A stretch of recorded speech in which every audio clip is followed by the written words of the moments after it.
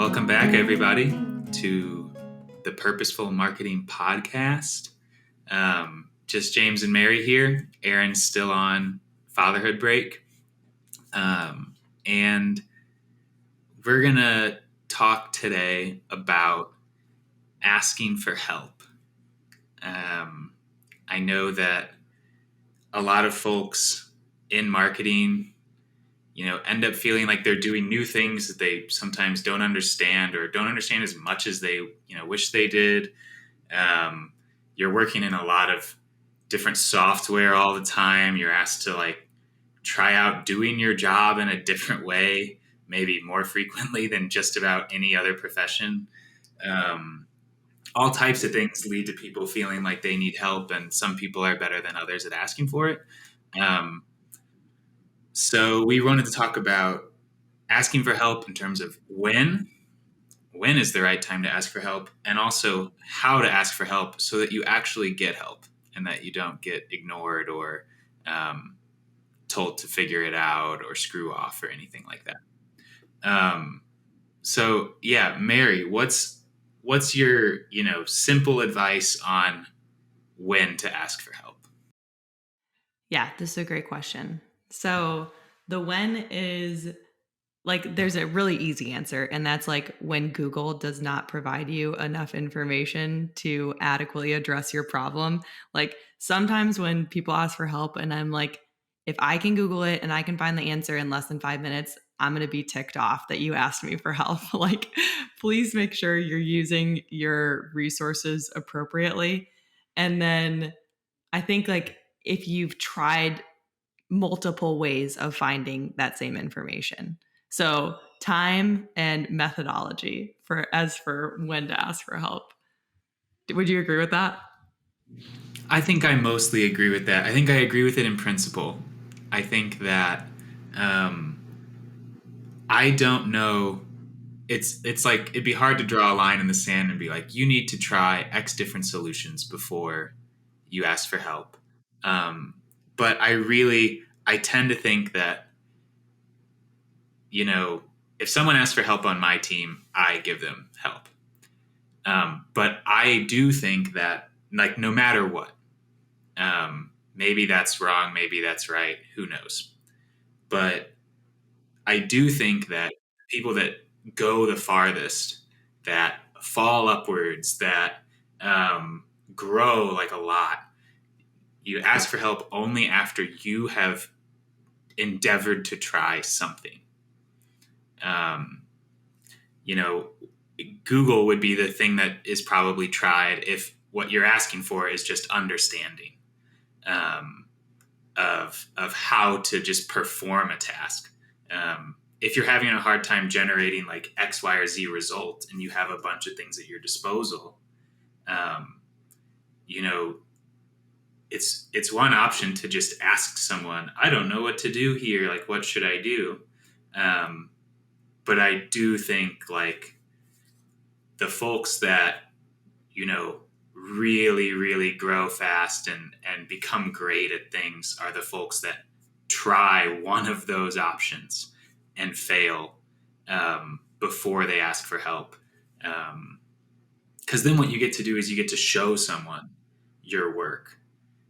So it's okay, and then I asked my director or I asked my CEO for help, and they wanted to know what I'd done.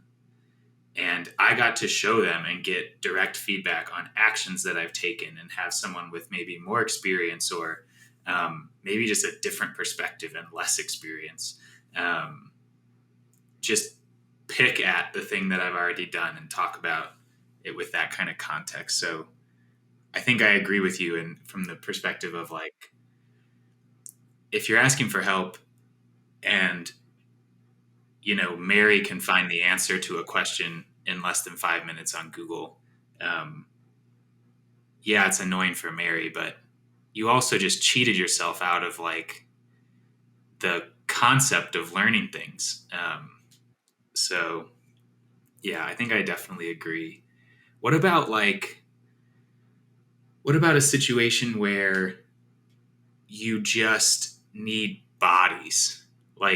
you are being asked to do something and you don't have enough hands. It's like the marketing version of you need to move in to your new house in a day. Like your lease is up tomorrow and it's you and a 4-door sedan and 8 hours. Um, at what point do you know you don't have what it takes? Is it just like an instant thing? Like, I need 2 more hands on this, or is there something else? Yeah, I think it's a mix of an instinct thing and then a like, how are you being measured on this thing? So I'll take it from where I'm at now, which is heading up marketing at a B2B software company. So if my CEO, for instance, was like, I need you to set us up with like a live event strategy. So I want to attend like 4 live events by the end of the year. And I need you to coordinate everything. So you'll like find the events, you'll do this, you'll do that. And also you have to hit your pipeline goals before the end of the year. Like I have goal dollar values I have to hit. That would be the point where I would have to like give and take. Hey, I can do this event strategy. Of course I can. But that's going to take away from the flywheel or engine or whatever you want to call it of how I'm reaching my pipeline goals now. So, do you want the event strategy or do you want the pipeline goals? Like, you're going to have to adjust your expectations on one of those. So, I think that's how I would approach it from where I'm at now. But if I was like, taking it back to when I was, under someone who is under someone who is under someone at a larger company within marketing, I think I would just like try, because often in these larger companies, when you're asked to do a whole bunch of stuff by a certain time, that certain time is like really actually arbitrary and doesn't matter as much as you think it does. So if you can kind of prioritize your list and just show some kind of effort of doing that thing, then sometimes that's almost like good enough. But that's just like my very personal experience. What do you think about it? I tend to think that, I tend to think that that's kind of true in terms of that second example you said. It's like, if the person who's really accountable to this is your boss, like, because a lot of times what it is you aren't actually accountable to this thing getting completed. And the deadline is arbitrary because someone else is eventually accountable, and they just need to make sure that they have enough time to, make sure the thing actually works, before we ship it. And but I do think there's an amount that, in those cases, I think that asking for help when you're like, okay, like, I'm supposed to have this done. I'm supposed to have all of my campaigns for the next quarter set up and ready to launch by the end of July, because the strategy that we're running isn't going to allow me time, our team time, to do any of this work then. So we're batching it all up. If you are worried about your ability to do that on time and you ask for help in that type of situation, what frequently happens is you're brought in. Like, you are now looped in. Your understanding of the deadline, maybe you understood the deadline is hard, and now you know that it's arbitrary because you got to have that, like, you earned the open conversation by bringing someone else in. There are cases, obviously, when, like, you ask a manager for help and they don't manage and they don't help and they just get frustrated. Most of the time, like, if you're following the first rule that Mary said and you're Googling the thing or trying something before you ask for help and you're getting absolutely nothing from your manager, either they are just buried beyond belief and have no feasible way of helping you, or they're just not good. And there's nothing you can do about it. So yeah, I think that the second example you said is maybe where a lot of people find themselves, I tend to think like a really nice question that someone can ask when they're asking for help is like some version of help me prioritize, or can you help me prioritize dot, dot, dot, dot.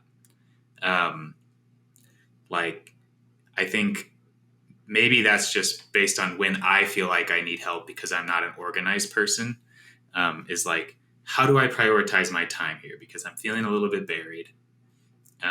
Sticking my head down and just doing the thing is not getting it done. Who's in charge? Who has the best insight into what would be most valuable? Maybe that's your manager. Maybe that's someone in a totally different department. And just ask them, can you help me prioritize? Like, what's most important here? Yeah, I actually love that for so many reasons. Like it, number one, it just shows like kind of like this like um common sense that I don't feel like is often present in larger companies. Like larger companies have a lot of yes people where they'll just say yes or no to things like without much explanation. So just like even just taking that critical step back and saying, can you help me prioritize this? Like, can you help me understand where this fits in like the larger scheme of things? I think just really sets you apart as someone who's a critical thinker. So I love that. That's a really good one. And I'm a manager-ish kind of. I don't really have anybody under me except for vendors, but one day I'll probably have people under me. So these are good tips for the future too. Yeah, well, hopefully they're good. I think that, I think that the hard part about when to ask for help is not knowing when, but is actually doing the dang thing. Sometimes it's just hard to put yourself in a position like that. It feels a little bit vulnerable, um, and I think that's complicated sometimes by the fact that not everyone does a good job of asking when they do ask. Um, so I know you have, like, you get people asking you for help all the time on LinkedIn, in DMs and just comments on your posts and stuff, which just to me is like a radically different way of asking for help. And it's hard for me to imagine like the type of work situation that someone's in where they're asking an influencer on LinkedIn for help versus like someone who they work with. I've never been in a work situation like that. But so you've seen a lot, I'm sure. What are like the good and bad ways, in terms of the how to ask for help? Yeah, there's a couple ways I've seen it done really well, and I honestly love helping people on LinkedIn. I really do. I think the easier ways are, so if you're doing it through like the comments, like don't ask me this super complicated question in a comment on LinkedIn because like I'm just not going to answer it. Like sorry. Please like DM me so I can like take the time to consider an answer and then give you a thorough one. The comment section is just not a great place to do it. So really quick follow-ups are great for the comment section. I've had a couple really good ones in DMs, and it often is like twofold. So it's either like a go-to-market strategy question or a career advice question. So the go-to-market strategy questions are like, I love what you're posting. I want to do this, but I've tried this, this, and this, and like something isn't working. Like, can you please help me figure out what's not working? Is it that I'm not getting the right decision makers involved? Does my content suck? Am I not thinking about distribution correctly? Something like that. And in those instances, I'm like, of course, I would love to help you. Like, let's set up a 30-minute call. And then the second one is the career advice one. And this is almost always from women. And they're like, hey, I work at a company and I've heard you with these like the job post teardowns that I used to do, or I've heard you talk about your old company where you like didn't really like where you were headed. So you kind of jumped out of it. I think I'm in that situation now, but I'm not sure. Can I like explain more? And in those instances, I'm like, of course, yes, please. I want to help you decide if this is where you want to stay and this is where you want to grow your career. So those are awesome, like perfect ways to ask for my help. I'm more than happy to help. The ones that I can't help or like I'm just not going to because I have too many things on my plate, is like when the question is too general. Like I was telling James before this, I had someone reach out recently who was like, hey, I'm launching a product in the manufacturing space. Can you help me? It's like, no, I can't. I don't know anything about your company. I don't know your strategy. I don't know your customers. It doesn't sound like you know your customers if you're asking me how you should be launching this product. So making sure you have some kind of context or you have like some kind of reason for reaching out. Like, I saw your post on this, I want to try it. But just like a super general question, I'm just probably going to ignore, to be honest.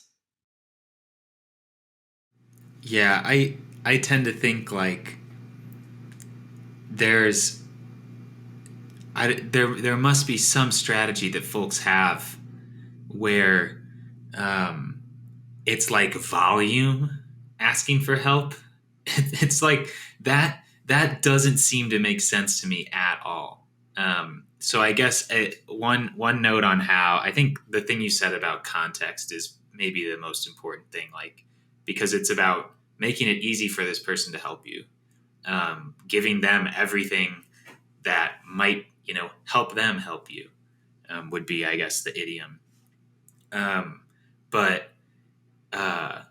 in terms of like reaching out for help in volume, which seems clearly like what that person was doing, let me just reach out to, manufacturing marketer influencers on LinkedIn, all 20 of them, and ask them the same question and see what they come up with to just crowdsource a bunch of different ideas. And it's like, at that point, you're clearly not asking for help as much as you're asking for something else. But like, if you were, how helpful is it really to have a bunch of different directions you could go? And when you let someone know like why you're asking them, I'm asking Mary Keogh specifically because I appreciate this way that she conducts herself in public. Well, now Mary Keogh has an understanding of how this person sees her, like exactly what gap there is to fill. It just like makes it so much clearer to the person who's helping, because like we've already talked about imposter syndrome before. A lot of times when someone asks me for help about something, sometimes the first thing that comes to my mind is like, oh my God, like, why are you asking me? Like, I feel like most of the time people are asking me about issues that, do I have like an easy answer? No. But if I understand like why someone's coming to me, it helps me understand like what help they're actually looking for. Because for the most part, you're not asking for help about the simple things, the easy answers. It's things that are hard, and they're hard for everyone. So I do think that I don't even know what to think about someone who's like crowdsourcing that type of vague help on LinkedIn. But I don't understand much about LinkedIn, so that could just be a gap in my understanding. I'll have to ask you for help in deciphering stuff like that. Yeah, perfect. You already have the context, so you have my attention. Yeah. Any other thoughts about like how? I think that's good. I want to hear from you specifically because you are a manager of people. And I remember this so clearly because I came from a big company. I was like a marketing manager, like I said, under someone who was under someone who was under someone. And then you get thrown into the agency world, and it's like completely different work environments, completely different everything, really. Completely different ways of operating, completely different systems. So when you're bringing on a new content person and they're experiencing all these new things, and it's like their first 3 months, like I still remember so clearly my first 3 months at Gorilla. I think I was asking for help like multiple times a day from multiple people.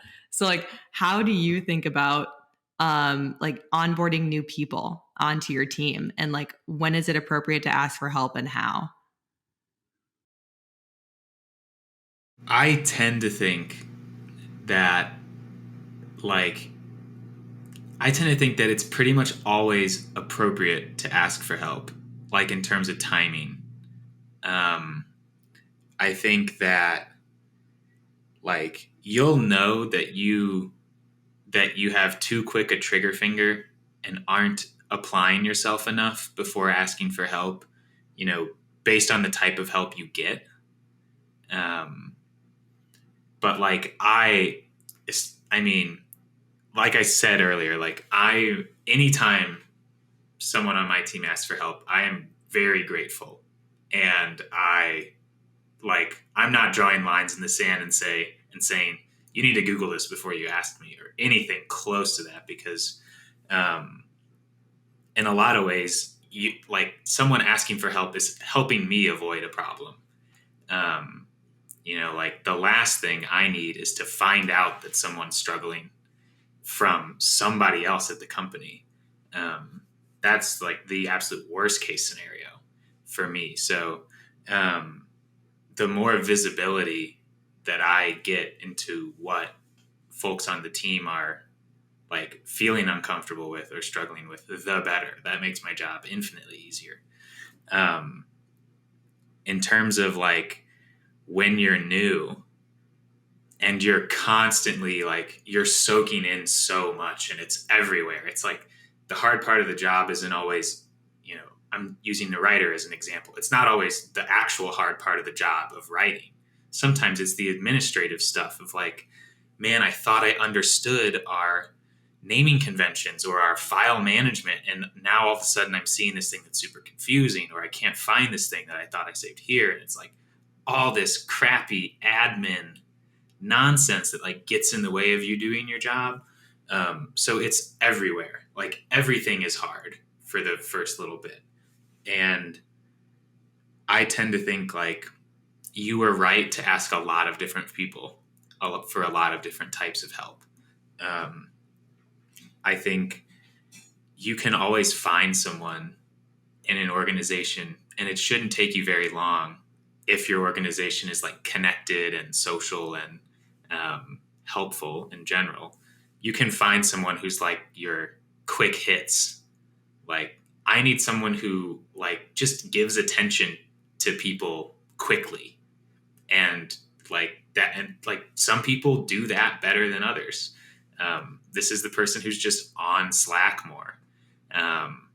The person who just is more effusive and like out there. And usually that person is an extrovert that likes getting contact. That will put themselves in more situations where they have to help because they are so tired of working by themselves, and they just want to be working with people. And then there's people who you find are your like go-to for heady questions, like more philosophical stuff that you might be struggling with. Usually you find there's a couple people who are really insightful about just the other folks on the team. If you're like not having a hard time like understanding the way like a certain person communicates, or you're having trouble with like a brief. It's like these people like this, I don't understand this brief, like they're usually not like this, like a lot of times that comes down to like understanding of the people on the team. And maybe you find that there's someone who, when they talk about people, you understand them. I think that is maybe the best advice I would give like a new person, especially at an agency where there's all different types of roles intermingling all the time. You work with a lot of different people. I think that it's the people that do really well can collect help from all over the place. But that said, like, I think in most cases, like if you really seriously need something, like as soon as possible, bringing it to like your director or manager is a great idea, especially at an agency, because like they are accountable for like your performance. And like, it's not the type of situation where um, like anybody wants to be behind the eight ball. Um, like sometimes it's about finding the person whose job it is to help you. And that person is usually your manager. And I think that, you know, there's a lot of times when there's a failure to address like someone's need for help, it's an organizational thing. And um, I do worry that people who ask for help and feel like they stop getting it feel like it's their fault all the time, when I would venture to guess that most of the time it's just like a failure at the organizational level, and or a lack of caring from people that are supposed to care. Yeah, I agree with that. I think the bigger the company gets, the more you see what you just described, like less people caring and just this like diffusion of responsibility, especially when it comes to helping others. Yeah, it's like the more that help, the more that the people who are supposed to help are tasked with middle management instead of Yes. like full blown like I guess directorship. Like the more that no matter what their title is, that their role is middle management. um, Frankly, the first thing that happens is it becomes harder and harder and harder for that person to just get through an 8-hour day and be done with work in 8 hours, which the domino effect is they just have less bandwidth for you.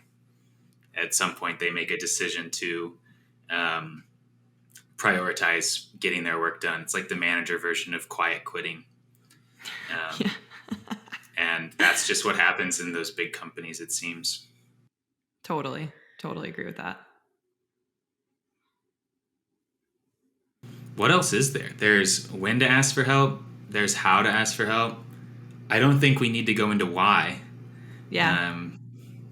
The why is Yeah, this was obvious great. because it makes you better. Yes. Any final thoughts? Like, what would be the thing that you say to someone who is like, okay, I am feeling like I need help for this. I'm feeling like I'm going to need help on this project. I'm looking at it and it's looking at me and I am scared of it. Uh, what's your one piece of advice? Define the stakeholders. So, like we just described with me asking a bunch of different people and then um, serving up context. So, the more you can define the stakeholders or the people who will be able to help you, I think then you can start getting into the details on like which specific parts of that project they'll be able to help you with. So, I think defining the stakeholders is definitely key. What do you think? What's your one piece of advice? I think that that's important. I think my one piece of advice is to make it like an alliance or like some type of collaborative effort. Like make it this person working with you on something. Um, Maybe that means you have to find the person whose job it is to help you. Maybe that means you have to loop them into what you've already done. Maybe you have to show them your work. Um, but make it something that you are doing together. It makes it infinitely easier for that other person to help you, and it makes it infinitely more rewarding for you in terms of what you can actually learn and grow with, in my opinion. Yeah, I love that one. That one definitely brings me back to Gorilla because if I was asking for like administrative help, like what technology stack am I supposed to be going in to find this? I would be like, and can you send me a loom on how you did it so I can do it the same way in the future? So then it's like teaching a man to fish, right? So making it easy, like you said, not only for them to help you, but now it's a collaborative effort where they're teaching you how to help yourself in the future. I like that. Listen to James. That takeaway was way better than mine. I feel great now. We should end there.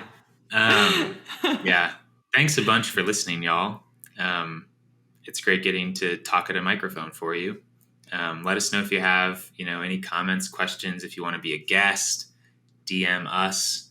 Don't DM Aaron right now. Hopefully he won't get back to you. Hopefully he's focusing on his partner and their child. But yeah, we'll catch y'all in a week. Thanks, everyone. Peace.